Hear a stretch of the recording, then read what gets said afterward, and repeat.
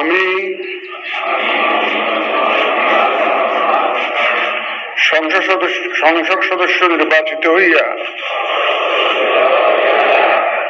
সশ্রদ্ধ চিত্তে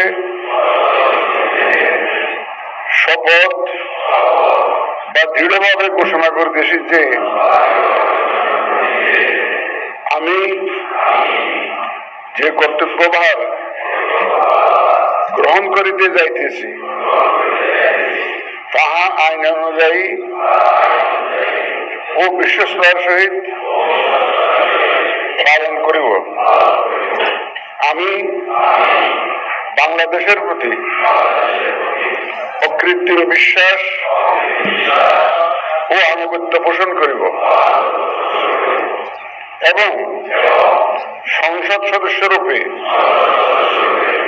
আমার কর্তব্য পালনকে